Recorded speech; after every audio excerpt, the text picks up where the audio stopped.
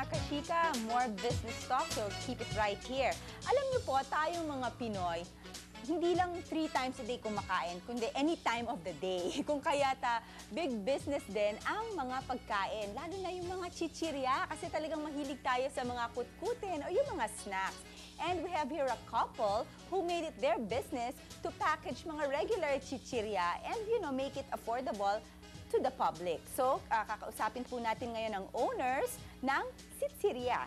Okay? Of course, we have Ofrace, ayan, very unique name, and Era Ocampo. Hello and welcome again to Chika. Good morning. Good morning. Okay, so gaya po ng nasabi ko, itong Chichirya, it's parang yung concept ng inyong negosyo.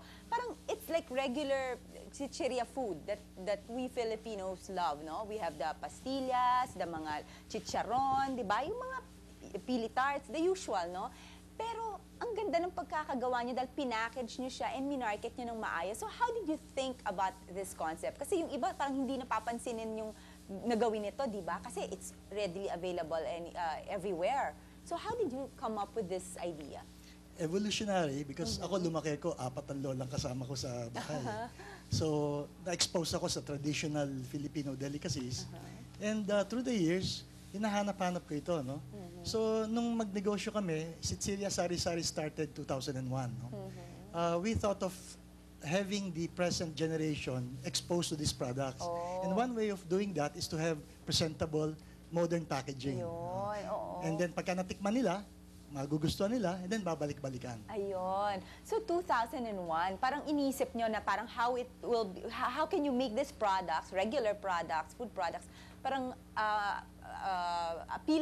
appealing to the younger generation. So doon nag-start yung konsepto ninyo. So when you, okay, of course you had that concept, ano? So what's the first step na ginawa nyo? Did you do any research or any preparation? Kasi syempre sa dami ng produkto out there, food products that you have, paano nyo parang streamline kung ano-ano yung mga produkto na tingin nyo magkiklik doon sa market nyo? Noong araw, nagka-travel kami throughout the Philippines. Kung sa kami naroon, nalaman namin na mayroong specialty doon sa lugar. Oh. So, mahilig kaming kumain. Tumikim. Tinitikman. And then we eventually had shall we say, a tie-up with the provincial-based manufacturers.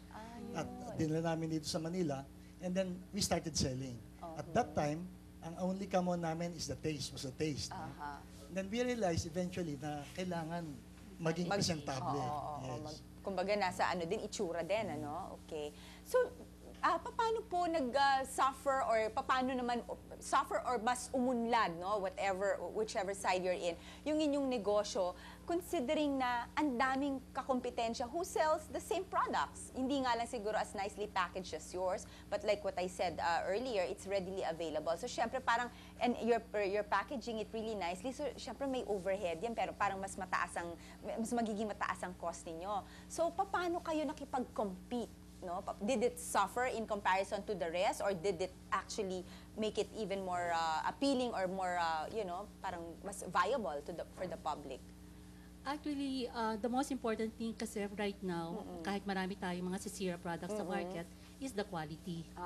So doon pa rin talaga. Oo, yun pa rin talaga. Nagbo-boil down pa rin. Kahit pa magandang packaging, magandang marketing mo, it's really the product. The product, the quality of the product. Okay. Kasi yan ang babalik sa'yo eh. So whatever you have, and then you improve on the packaging. So yun, may suki ka na, and then they like the packaging, pampasalubong abroad or here. So yun ang aming sekreto, quality of the product. Yeah, and actually, no, nabanggit mo yung pampasalubong abroad kasi that's one thing ano about your products. Kasi yun nga, meron silang parang shelf life, no? Kasi because it's nicely packaged, so napoprolong nyo yung shelf life ng product. So nadadala nila, no? Versus yung mga nabibili yung same Chichirya products actually on the streets, pero hindi siya talaga nape-preserve ng matagal because it's not packaged well. So kumbaga, kung bibili ka ng ganitong produkto, kahit medyo siguro mas mahal because of the packaging, but kasi meron namang return. So the reason I'm saying this is kasi in business, it's not always like kung saan ka nakakamura. Minsan it's the overall, no? Kung ano yung makukuha mo. Alright. So as business people, ano yung mga challenges na parang kinaharap nyo nung kayo ay, you know, nag-uumpisa? I'm sure marami yan. Okay, give us some and paano nyo yun kinounter? Actually, it's more of, yung challenges na yan, being kasi mag-asawa, or day in, day out, magkasama kayo. Oo nga. And then, Iba-ibang ideas siguro. oo. And then Oo. also, we have an advocacy. Siguro that advocacy made us stay, or yung business namin, nakakapagtiyaga kami. Kasi meron kami mga advocacy. So, among the challenges, parang na lang yan parang yung magpapatibay sa inyo, just to pursue the advocacy. Ayun. Oo, And, yung vision namin. Yeah, actually kasi being yung parang a husband and wife team, 'di ba? Is it harder for like parang for our couples out there na nanonood, no, who might want to, enter a business together? Is it harder for like couples to be in business kasi syempre like meron yung personal aspect, tas may business aspect pa rin na dapat mong i-consider. And then, sa office pag may differences kayo ng ideas, and then pag uwi nyo sa bahay, pinag-uusapan. So, how do you draw the line, para at least yung mga kashikas out there na couples who may want to go into business, magkaroon na tayo ng guide. Para sa amin, it is an advantage pagka mag-asawa nagtulungan Okay. Because the support is there, internal support is there, and differences are only temporary.